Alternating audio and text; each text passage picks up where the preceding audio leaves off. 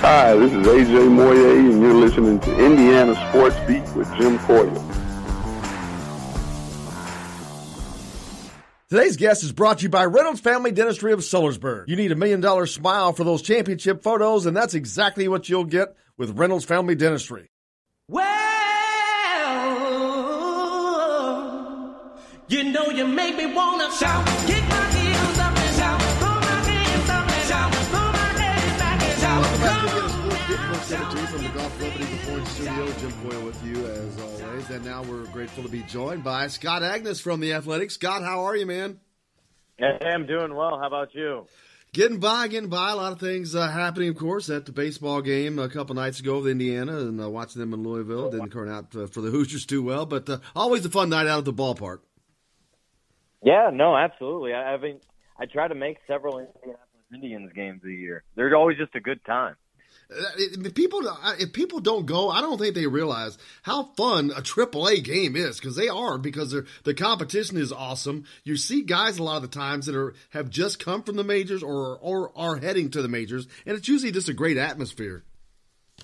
Yeah, and the latter part's the biggest thing I'm about. It's fun just sitting at a ballpark, being with a few friends or something. You can sit in the outfield and just really hang out. You can go and really have a good seat, for like $6. Behind one of the dugouts or the backstop, and it's just really a good bang for your buck here in Indy. I know that. Yeah, that's a great little ballpark too, and they have that nice little bar down there in the left field corner. That's not a bad spot. I think it's the best in AAA. It always has the highest attendance annually. That's for sure. Certainly looks fun. A lot going on, and the sports gambling law that just passed in Indiana, man, that is a huge change for the state of Indiana. Iowa just passed one, not as extensive as the one in Indiana, but just an unbelievable change in the state. Not only we got gambling coming, you got beer coming to Memorial Stadium. Man, is the sky falling? And don't forget the names back on the jerseys. I don't know why they got rid of those in the first place for football, especially because with IU facing, most of your audience is probably your casual fans. And so to get rid of that, I mean, you have fans that are trying to follow maybe a player from their alma mater or from their hometown, or maybe just the star cornerback, let's say. And it's really hard for a lot of those to do that. So I'm glad they brought that back. I think it was a no-brainer, and really probably 5 years longer than it should have for them to bring alcohol to the stadium. And that's going to be a nice revenue generator. And more than anything, you're going to make fans happy. At IU, and I appreciate it, they allow you to leave at halftime or any time with a pass out. Most people are going out to their cars, and the trouble is they may be more comfortable with their family, friends, and their drink out there, and that's one reason they don't return for the second half when the team really needs them. Absolutely. And weird as it may sound, I've had so many people and confirmed that the studies show that the stadiums that add alcohol sales, especially in the colleges, their alcohol-related incidents go down. Well, yeah, and to me that makes all kinds of sense, because especially in colleges, you're going to have your students that are going to try to have alcohol legal or not, right? And so this way, assuming they're 21, they can go in there and without any issue get whatever they want, and it's no big deal.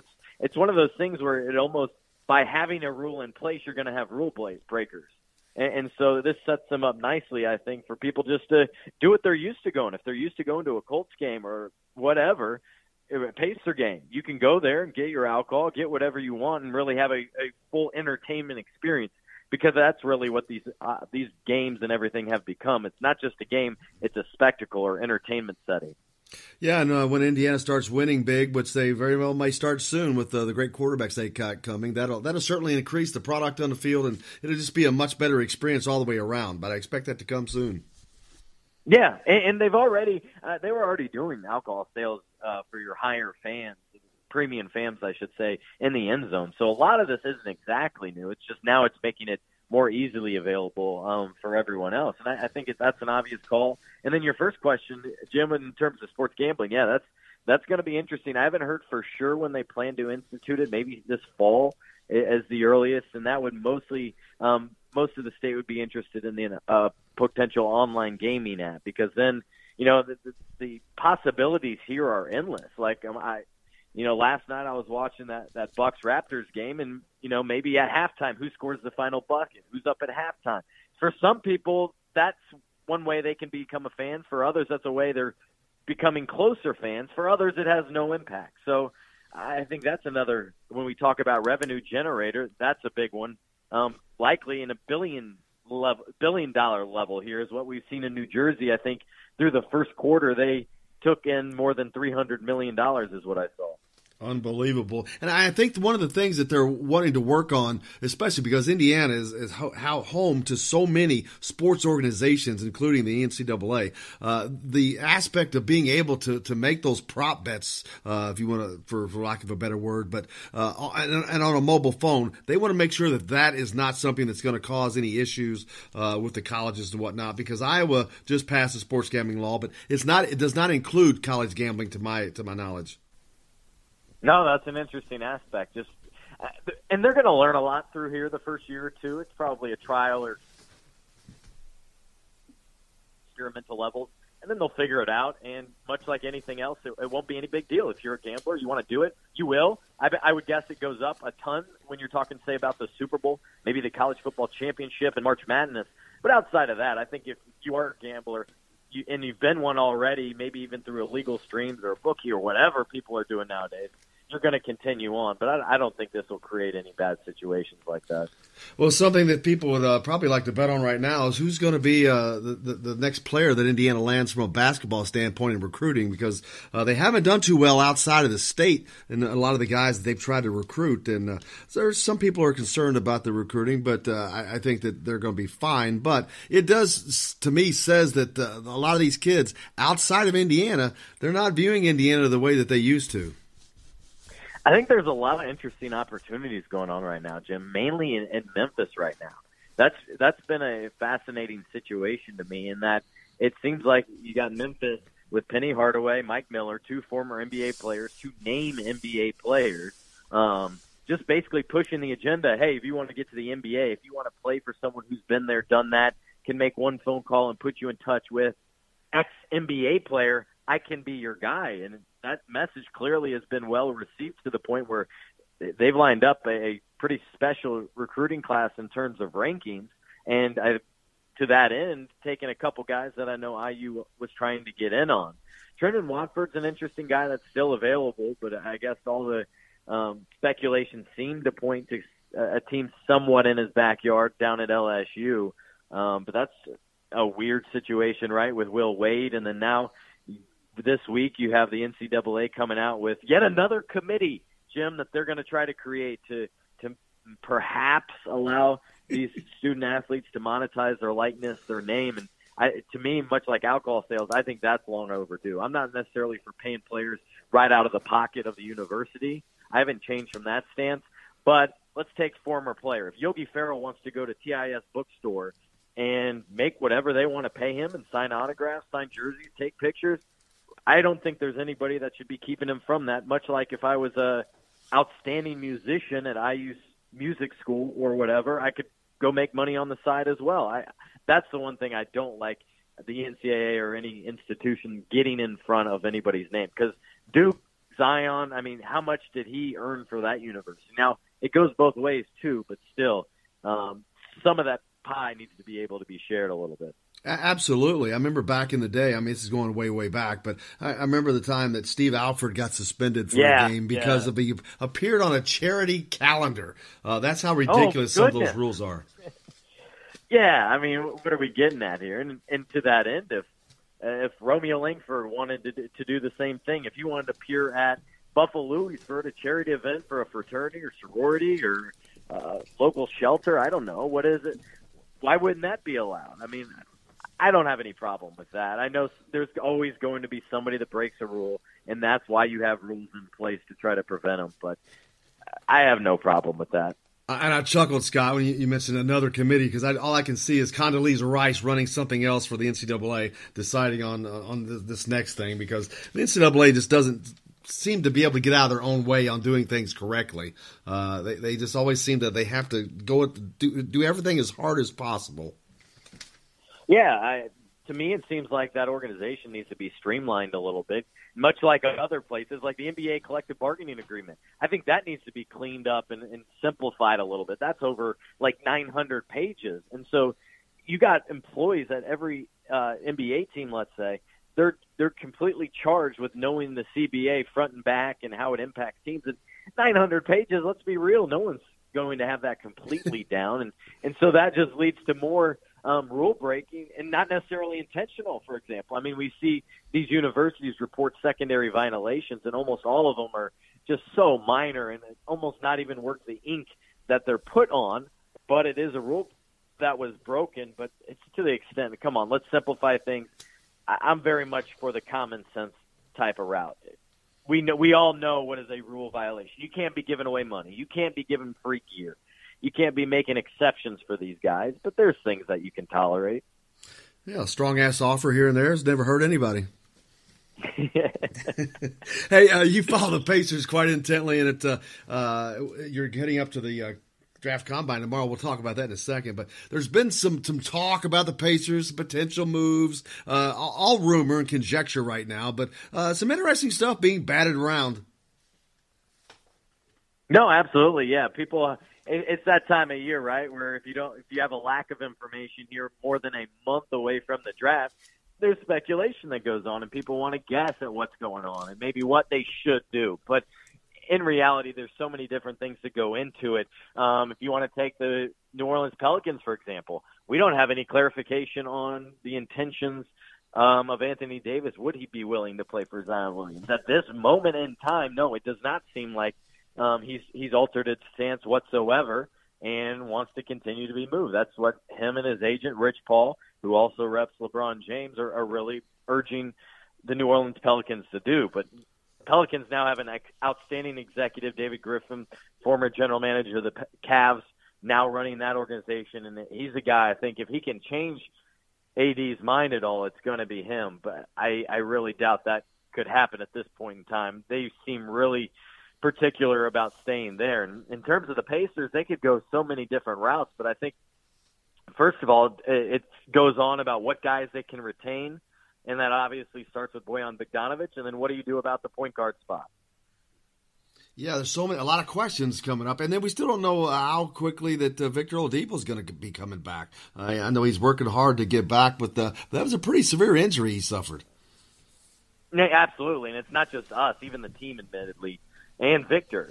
They don't know. Now, from what I've been told, he's doing well and excelling down in Miami and ahead of schedule. But what is that exactly worth here 4 months out of surgery? It's not like he's running up and down the court, dunking and sprinting and those sorts of things. And Victor's game is dependent on his acceleration, his quick stops, his sudden burst, his slicing through the lane. And we're probably not going to have an answer to some of that till August, till maybe even September. And so the Pacers and their front office at this point have some information, but they're going to have even more. They're hoping here in a little bit more than a month as they head into the draft and then free agency, because that should dictate a little bit what they do. If they get word, you know what, it's not looking good for Victor, and maybe he'll miss half the season or more than half the season or all this season, let's say, then that's got to alter where they're going. Now, I don't expect any of that necessarily, but those are the things that they have to plan out, plan A, B, C, D, etc.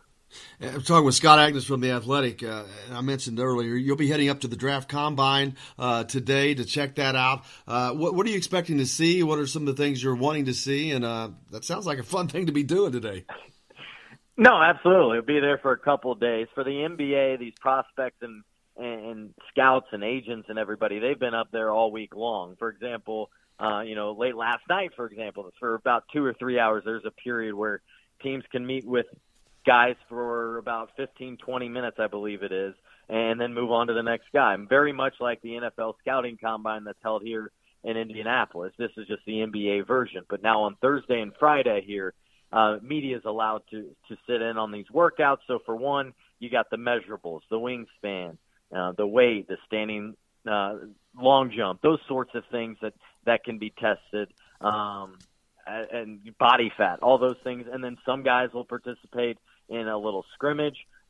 There's those interviews that are ongoing the rest of the week, and other guys will just sit out, and they're there maybe to just have conversations. There's been guys that have already reportedly left, which usually suggests they've got a guarantee to be taken in the lottery. So very interesting times. One thing I'm certainly looking forward to, Jim, is hopefully running into Frank Vogel, who's just named the Lakers head coach, and I obviously have a long-standing relationship with him, which goes back to early 2000s when he came here with Jim O'Brien, I think in maybe 2007 as an assistant coach. Now the Lakers coach, and things get interesting. Yeah, well, the last time you were on, we were talking about, well, Frank wasn't the coach yet. We were talking about that situation out there, but how weird it was. But also, getting back to the draft combine, Romeo will be up there, and I saw a thing about him. They're really trying to, his agent's really working overtime. They're trying to get the word out. I saw the latest thing that, hey, I'm not the shy person that you may think that I am, and this thing is, which is kind of funny because they've kind of banked up until this point on him just being a very subdued, I don't want to say shy, but a very subdued type of personality. I think that's what he is, and that's not a fault. There's many guys that are that way. You telling me you don't want Kawhi Leonard because he's very subdued and doesn't show much emotion? Not at all. I think that's something you want to have noted in an understanding of an individual. Maybe one's super emotional, like we saw tears from Joel Embiid over the weekend. That's who he is. It's not a negative necessarily. It could be.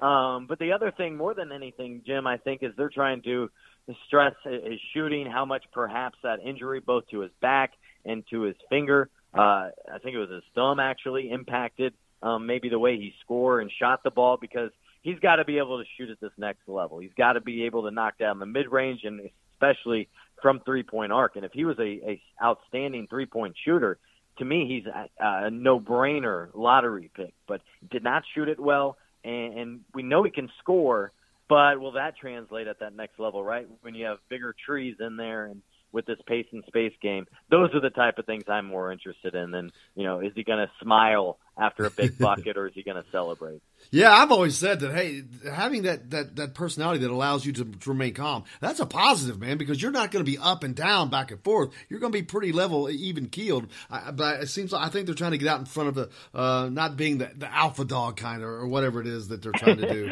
What this reminds me of, Jim, is during the 2016, I want to say. No, 2015. 2016 was Thad Young. During that 2015 draft, Miles Turner's agent hired these biomechanics, these trainers, to study the way in which he runs. There was a lot of criticism about the way Miles Turner ran and whether that would make for a shorter NBA career. And the results turned back, yeah, he's a little awkward, but there's nothing to it. But those are the type of things not only do the individuals have to be put through, but agents are suggesting, and teams, and they want to gather as much info as they can. Absolutely. Well, and I don't think Romeo's going to be doing his shooting because I think he's still wearing the cast the last time I saw, or the brace, whatever. I saw a photo of him interviewed on NBA TV this week, and the cast was off. Now, maybe he's in a temporary cast, or maybe it's gone for good. I will find out tomorrow afternoon. He's scheduled to talk with the media around 4:45 in the afternoon, Indianapolis time. So I'm hoping to talk with some of them over the next couple of days. A lot of guys of interest, whether it's Kyle Guy, whether it's Chris Wilk, local guys and the guys that played at Indiana colleges, even Carson Edwards from Purdue. Absolutely. You can follow him at Scot Agness on Twitter, or you can catch him right here each week. Scott, I cannot thank you enough, man. Have a great time up in Chicago. Look forward to talking to you about it. Absolutely. Thanks for having me on, Jim. We'll talk soon. Hey, thanks for listening to the rebroadcast from today's edition of Indiana Sports Beat with Jim Coyle, the only daily show dedicated to Indiana University athletics. You can catch us live each weekday on IndianaSportsBeat.com, TheDailyHoosier.com, GrowingTruth.com, or go to Spreaker.com for live notifications. Yeah, that's Speaker with an R, SPREAKER.com. You can also catch the entire show any place you listen to a podcast, iTunes, iHeartRadio, Spotify, Google Play, etc. You can find and follow the show on Facebook or follow me on Twitter at Jim Coyle ISB for complete coverage of the Indiana Hoosiers. Thanks again. I hope you have a great day. I'm Jim Coyle, and I will see you on the radio.